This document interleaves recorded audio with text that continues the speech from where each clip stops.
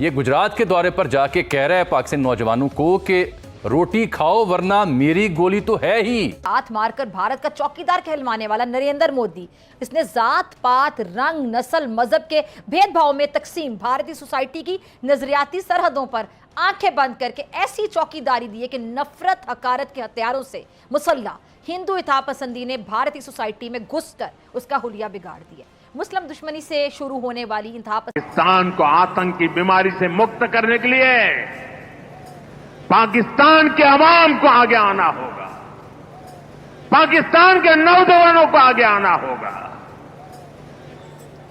सुख चैन की जिंदगी जियो, रोटी खाओ वरना मेरी गोली तो है ही। में ये कश्मीर का ख्वाब देख रहे, इनका जो मुख्तलिफ अलहदगी की तरीके चल रही है, चाहे असम के हो, चाहे सिख के हो, चाहे दूसरे साइड पे हो, तो मैं ये समझ रहा हूँ ये इनकी गलतफहमी है। और वो पश्तो में खटक साहब बैठे हुए पश्तो में कहते हैं गज दा मैदान, वो पहले बदला तो ले लो कि तुम्हारे घर के अंदर घुस के तुम्हारा पूरा सिस्टम हमने S-400 तबाह कर दिए, तुम्हारे फ्रांस के जदीद लड़ाका तैयारी जो है ना वो कह रहे हैं कि सुख चैन की जिंदगी जियो वरना मेरी गोली तो है ही है तुम्हारे लिए। वो सीधा सीधा कह रहे हैं कि मैं पाकिस्तान के लोगों को कत्ल करूंगा। क्यों कह रहे हैं मोदी साहब? मोदी साहब तो 1.4 बिलियन लोगों के वजीर आजम हैं और कहते हैं हमारा खतरा हमें चीन से है। सारा फोकस पाकिस्तान पे है, खतरा चीन पे है। जब अमेरिका से बात करेंगे तो कहेंगे माई बाप हम चाइना के साथ लड़ने के लिए तैयार हैं, हम चाइना। संधि की इस लहर ने मुसलमानों के बाद सिखों ईसाइयों का रुख किया और उनका जीना अजाब कर दिया। फिर अपने मजहब में जो ये अपनी निचली जात और ऊंची जात कहते हैं, ऊंची जात निचली जात कहलाने वाले जो दलित हैं, शूदर हैं, उन पर ये टूट पड़े। और हिंदुत्व की इस इंतहा पसंदी ने बैरून मुल्क से आने वाले सयाहों को भी नहीं छोड़ा है। होली के रंगों और दिवाली के चिरागों के झांसे में जो भी सरहद पार से आया उसके चिरागों में रोशनी ना रही और वो कानों को हाथ लगाकर वापस चला गया। अच्छा, गुज़िश्ता बरस मार्च की बात है कि भारतीय रियासत झारखंड में स्पेनिश सयाह और वी लॉगर के साथ इज्तिमाई ज्यादती के तबाह करती है। पहले वो बदला तो ले लो, फिर पाकिस्तानियों को, पाकिस्तानी तो वैसी गोली खाने के लिए पिछले 40 साल से तैयार है। हम तो हालात जंग में, जब से 1979 का रूस ने कब्जा किया अफगानिस्तान पे, हम तो उस वक्त से हालात जंग में। हम तो ये बम धमाके, ये कत्लेआम, ये दहशतगर्दी, गोलबशो, ये सारी चीजें तो 40 साल से देखे। अभी तो हमारी अगली नस्ल भी जवान हो गई इसी दहशतगर्दी में फंसते हुए। आप क्या हमें गोली से डराएंगे? पहले अपनी खैर मनाओ, पहले अपनी बदला तो लेके दिखाओ। जैसे कर रहे हैं तो अपने दोस्तों का शुक्रिया अदा कर रहे हैं और एक तरफ Plus they are going out and talking to the different governments and telling them their perspective कि हमने क्या किया।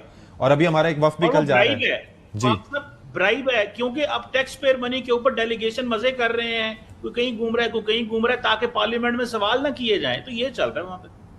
अच्छा, डॉक्टर साहब मुझे एक चीज बताइएगा कि आप क्या समझते हैं कि अब तक जो हो रहा है इसके अंदर, उमैर साहब ने कुछ पॉइंट आउट किया, आपकी सोच इस मुतालिक क्या है कि हमें, क्या हम ठीक कर रहे हैं, क्या हम ठीक नहीं कर रहे, और क्या हमें करने की जरूरत है और क्या हमें नहीं करना चाहिए?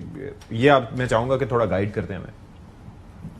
देखिए, ये उमैर साहब ने बड़ा अच्छा पॉइंट उठाया और मैं समझता हूं कि देखें, आपके मुल्क में डेली दहशतगर्दी के वाकयात हो रहे हैं। आप कह रहे हैं भारत की प्रॉक्सीज हैं, हम डोसियर जारी बात जाना गोवा को बाय बाय करके इसका फिर मुआवजा वियतनाम थाईलैंड से करने वाले इन मकामी सयाहों ने अपनी राय का खुलकर इजहार किया कि मकामी आबादी का जो गैर मुहज़्ज़िब रवैया है, मसनूई महंगाई है, और उन्होंने कहा बदतमीज ट्रांसपोर्टर्स हैं वहाँ पे, जिनका सामना करने से बहुत बेहतर है कि टिकट कटाएं, मुल्क से बाहर जाएं और अपने बजट के मुताबिक उन्होंने कहा कि छुट्टियां गुजारें, गोवा ना जाना। मशहूर वहाँ पे टूरिस्ट पॉडकास्टर हैं जो कि पॉडकास्ट करते हैं, रवि हांडे उनका नाम है। रवि के मुताबिक उन्होंने एक पॉडकास्ट में बाकायदा गोवा ना जाने की वजह बताकर सोशल मीडिया पर एक बाकायदा नई डिबेट, एक नई बहस छेड़ दी। बल्कि बहस क्या छेड़ी, भारतीय हुकूमत और अपनी सोसाइटी को आईना दिखाया। अच्छा, क्या कहना था रवि हांडा का कि उन्होंने कहा कि गोवा में छुट्टियां गुजारने का जो तजर्बा है बड़ा भयानक रहता है, तो गोवा जाने की कोशिश भी ना करें। और इस पॉडकास्ट पर जो बेशतर सयाह हैं उन्होंने जारी बात है अपनी अपनी राय का इजहार किया, अपने गमो गुस्से का इजहार किया, अपने अपने तजर्बात शेयर किए और हांडा की जो मौक़िफ़ है उसकी तायीद की। के साथ सारा कुछ करेंगे, तैयारी है हमारी। जब इंडिया वापस आते हैं, आते ही कहते हैं पाकिस्तान पाकिस्तान, शुरू हो जाते हैं पाकिस्तान के खिलाफ। और पाकिस्तान के यूथ को कहा है कि मैं तुम्हें मारूंगा, गोलियां मारूंगा पाकिस्तान के यूथ को। This is what he saying, this is what he is saying. मतलब कौन दुनिया में ऐसे बोल सकता है किसी को कि मैं तुम्हें जो है वो कत्ल कर दूंगा, रोटी खाओ नहीं तो मेरी गोली तो है ही तुम्हारे लिए। ये क्यों कर रहे हैं मोदी साहब? उसकी वजह, जो ये सारा कुछ है ना, इसकी एक वजह है। वो इसलिए कर रहे हैं, मैं इसकी आपको थोड़ी लॉजिक समझाता हूं। पहली बात, ऑपरेशन सिंदूर को लंबा कर दो। ऑपरेशन सिंदूर जिस पर गोवा के वजीर सियाहत जो हैं खाउंटे, वो उल्टा सोशल मीडिया इन्फ्लुएंसर्स पर बरसना शुरू हो गए। अपनी गलती नहीं मानी, हमेशा की तरह दूसरे पे बरसना शुरू कर दिया कि जी रियासत का इमेज खराब करने के लिए पैसे देकर ये पॉडकास्ट करवाए जा रहे हैं। उन्होंने ये इल्ज़ाम लगा दिया। अब खाउंटे जी, आपकी हुकूमत तो पैसे देकर कनाडा, अमेरिका और पाकिस्तान में बंदे भी मरवा देती है, तो हो सकता है कि पॉडकास्ट जो है वो भी करवाती हो। लेकिन ज़्यादा बेहतर होता कि भारत जो अपनी आपकी हुकूमत है, आप अपनी वो कहते हैं ना कि मंजी थल्ले डांग फेरें और हिंदू इंतहा पसंदी का जो जहरीला आपका एक नाग है ना, उसको निकाल कर आप बाहर करते। जो पॉडकास्टर्स हैं उन पर बरसना, जो आपको आईना दिखा रहे हैं, आपको हकीकत दिखा रहे हैं, उन पर इल्ज़ाम लगाना मेरे ख्याल से बहुत छोटी हरकत है। सब्सक्राइब करें और बेल दबाएं ताकि कोई खबर रह न जाए। जो 2025 की यूएस इंटेलिजेंस की जो थ्रेट असेसमेंट रिपोर्ट आई है, 2500 लोग पाकिस्तान में शहीद हुए हैं। अब मुझे ये बताएं, इन 2500 लोगों की शहादत जो है, इसको हमने कैसे, देखिए हम काइनेटिक ऑपरेशन कर रहे हैं, हम दहशत गर्दों के पीछे हैं, हमने उनको कमजोर किया है, हमने अफगानिस्तान पे प्रेशर डाला है, हमने बलोचिस्तान में उनके लिए घेरा तंग किया, इसमें कोई शक नहीं, हमें बड़ी जो है वो कामयाबियां मिली हैं। पर डिप्लोमेटिक एंड पॉलिटिकल फ्रंट में क्या है? क्या हमने ये मान लिया है कि इन लोगों को, इन प्रॉक्सीज को बाहर से सपोर्ट जो मिल रही है वो इस लेवल की नहीं है, या हम उसको हाईलाइट क्यों नहीं करते? और ये रूटीन में अभी ये तो भारत ने किया है, तो हमने भी रिएक्शन में करना शुरू कर दिया है। मैं समझता हूँ हमें बहुत ज्यादा प्रोएक्टिव होने की जरूरत है, हम प्रोएक्टिव नहीं है। अच्छा। और नॉर्मली फॉरेन ऑफिस की तरफ से स्टेटमेंट आ जाती है। हमारी लीडरशिप तो आज भी कह रही है कि we want peace with India, we want trade with India, नहीं peace, we want talk with India. नहीं पीस हमें चाहिए, लेकिन अपना इस सूरत में नहीं कि भैया अपना वो इस कोस्ट पे नहीं कि भैया वो हमारा आके हमला करे या कुछ भी करे। अगर वो ऐसा कुछ करना चाहता है तो हम उसको पूरा पूरा जवाब देंगे। हम पीस उस वक्त तक है जब तक हमारा कोई अमन खराब ना करे। अगर हम मोदी ने कोई इस तरह की दोबारा ऑपरेशन सिंदूर जैसी कोई गलती की तो हम उसका पूरा पूरा जवाब देंगे और उसका मुंह तोड़ जवाब देंगे मोदी को। अच्छा, आपको क्या लगता है जब मोदी साहब पब्लिक फिगर हैं और जलसों में इतनी बड़ी बातें करते हैं, तो क्या इंडिया की आवाम खुश होती है इस के? हाँ, वो उनकी भी सेंटिमेंटल आवाम है, तो वो थोड़े अपन जज्बाती लोग हैं, तो वो भी ना खुश होते हैं चीज़ों से। क्या ऐसा तो नहीं कि मोदी साहब आवाम को वो ही डिलीवर कर रही है जो आवाम सुनना चाहती है? बेसिकली उनका मकसद भी यही है, अगर इलेक्शन को जीतना, आवाम के सेंटिमेंट्स को ना करा के मैंने पाकिस्तान के खिलाफ ये कर दिया। और इट इज उतनी देर में मोदी साहब अपनी मर्जी से अपना नैरेटिव क्राफ्ट करेंगे। वो नैरेटिव पाकिस्तान के बारे में होगा।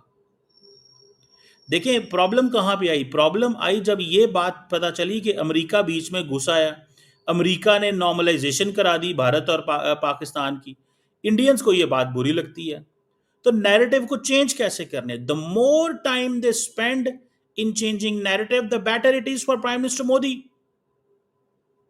So he wants to spend the time in changing narrative. वो अवाम के अंदर ये माहौल बनाना चाहते हैं कि मैं पाकिस्तान को छोड़ नहीं रहा। वो ये माहौल बनाना चाहते हैं और देन वो पाकिस्तान के लोगों को मोबिलाइज करना चाहते हैं कि तुम भी हालात खराब करो, बोलो, गालियां दो इंडियंस को। पाकिस्तानी लीडरशिप बाकी भी स्टेटमेंट्स आ जाती हैं, लेकिन क्या पॉलिटिकल नैरेटिव में वो चीजें हैं? क्या पाकिस्तान की टॉप पॉलिटिकल लीडरशिप जो है उस इशू को इतना हाईलाइट करती है? मेरा ख्याल है कि हमने ये शायद एक्सेप्ट कर लिया है कि ये हमारे इंटरनल मसले हैं। भाई ये हमारे इंटरनल मसले हैं, लेकिन इनको इन प्रॉक्सीज को कहां से फंडिंग आ रही है, सपोर्ट आ रही है, उसको अगर आप भाई एक ट्रांसनेशनल इशू है, आप देखें हमारा जो ट्रांसनेशनल रिप्रेशन का इशू है, इसको भी हम बड़े मेजर्ड तरीके से लेके चलते हैं, इसको भी ऑफेंसिवली लेके चलना चाहिए। अच्छा, मैं ये जो भारत की एक चीज ये है कि ये जो बात है अफनान साहब की, ये बड़ा इंपॉर्टेंट है कि प्रॉक्सीज की फंडिंग, इसके अंदर फंडिंग कहां से हो रही है? ज़ाहिर है रॉ का नाम लिया जाता है, लेकिन एक और नेटवर्क है, वो नारकोटिक्स का नेटवर्क है। वो ट्रिलियंस ऑफ डॉलर्स का जो नेटवर्क वहां से अफगानिस्तान से जो हैंडल हो रहा है, और उसके जो कॉरिडोर्स बने हुए थे वो पाकिस्तान को भी पहुंचते हैं। So what is government doing about that, और हम किस तरीके से मजीद प्रोएक्टिव हो सकते हैं जैसे वो सजेस्ट कर रहे हैं? देखें, एक तो ये अभी रिसेंटली जो हमने डिप्लोमेसी की है उसकी वजह से ईरान ने ये वो कर दिया, तो आप मुझे जताएं, लेकिन उसे ये नहीं पता कि ये इंशाल्लाह ना उसके अगेंस्ट जाएगा। पहले भी हमने उनके जहाज कराए हैं, अभी भी कराएंगे, हम उसका पूरा जवाब देंगे। ये जो है पब्लिसिटी स्टंट कर रहा है बार बार मोदी, इंशाल्लाह इसका हम कामयाब नहीं होने देंगे। सर मोदी साहब ने तो आज पूरे पाकिस्तान को कह दिया कि आप सब दिमागी बीमार हो। वो उसको अपनी बीमारी कोई लगती है, कोई खुद वो ज़हनी तौर पे बीमार है। हाँ, वो हमें कहीं जा रहा है, वो खुद बीमार है। वो हमें कहीं जा रहे हैं, हम उन्हें कहीं जा रहे हैं, तो ये हाल क्या होगा? उधर से वो बड़े बड़े बयान दाग देते हैं, इधर से हम बड़ी बड़ी छोड़ देते हैं। नहीं, हमें छोड़नी चाहिए बड़ी बड़ी। हम किसी सूरत नहीं छोड़ेंगे, टेंशन ना ले, तो जो मर्जी है। जो अभी मोदी साहब ने बोला है रोटी और गोली वाला, आपको गुस्सा नहीं आया? नहीं, मुझे कोई गुस्सा नहीं आया, बिल्कुल शांत है। हाँ, मुझे कोई इसमें नहीं है, मुझे पता है कि उसका कोई दिमागी मसला है, तो हम अवाम हैं, हम बिल्कुल पुरअमन रहेंगे। लेकिन उस सर आप उन्हें सीरियस ले लें, प्लीज ले लें। सीरियस हैं, मैंने कहा हम जनाब कोई अपना अमन हम चाहते हैं, इसका ये मतलब कि हम बेखबर हैं दुश्मन। बात पब्लिश हुई है, उन्होंने ये कहा है कि जी हम वहाँ पे एक दीवार बना रहे हैं बॉर्डर पे, ताकि वो जो स्मगलिंग को भी कर्ब किया जा सके, और ये जो टेररिज्म के वाक़यात हैं उनको भी, क्योंकि बहुत सारे ईरान की साइड से बहुत सारे जो मामलात हैं वो रुक जाएंगे। दूसरा हमारी ज़ाहिर है अभी आपने देख ही लिया है कि जो डिप्टी प्राइम मिनिस्टर डार साहब गए हैं चाइना, उसमें उनकी मुलाकात जो है वो उनके हाई अप से हुई है, और साथ जो है वो अफगानिस्तान के जो फॉरेन मिनिस्टर हैं वो भी वहीं पे आए हुए थे।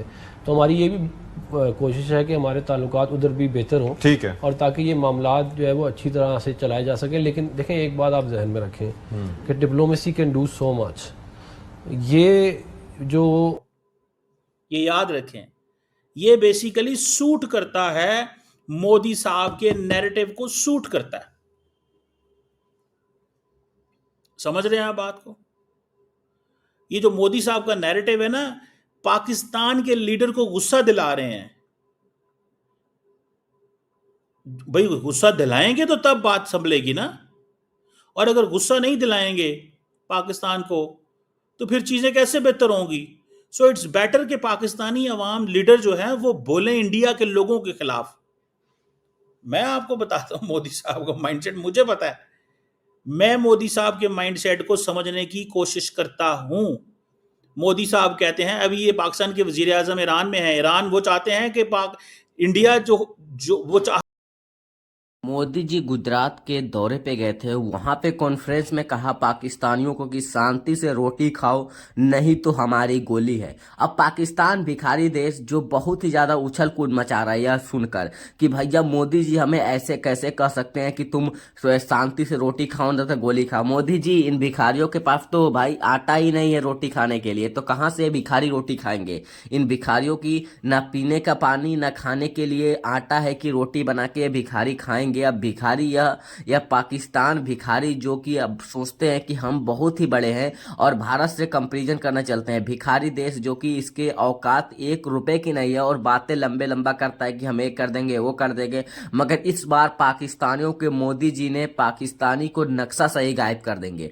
इस बार पाकिस्तानी बचेंगे नहीं। इस बार पाकिस्तानी सोचेंगे कि भैया भारत से पंगा लेने से पहले हमें 1000 मरतबा सोच लेना चाहिए कि इस बार मोदी जी हैं। और मोदी जी ने साफ कह दिया कि अभी तो मैं ऑपरेशन सिंदूर का बदला लिया हूं, अभी बहुत बदला बाकी है, शांति से रोटी खाओ नहीं तो हमारी गोली है। अब पाकिस्तान मीडिया एकदम से बौखला गई है। पाकिस्तान मीडिया सोच रही है कि मोदी जी हम पाकिस्तानियों को ऐसे कैसे बोल सकते हैं। मोदी जी जो बोले हैं वो एकदम सही बात बोले तुम भिखारियों के लिए, कि तुम भिखारियों की औकात 2 रुपए की है और बात करते हो भाई 100 रुपए की, जो कि तुम्हारे पास खाने के लिए एक टाइम की रोटी नहीं है, या बोलते कहते हो कि हम मोदी जी से पंगा ले लेंगे, हम मोदी जी को ये कर देंगे वो कर देंगे। तुम लोग भाई जो तुम हमला किए थे, हमला की इस बार तुम्हें बहुत ही लंबा सजा मिलेगा। पहलगाम हमले की तुम लोग को पहले मोदी जी ऑपरेशन सिंदूर, फिर ड्रोन अटैक, अब क्या होगा भैया, अब तुम भिखारियों को तो मोदी जी ने एक और बड़ा वाला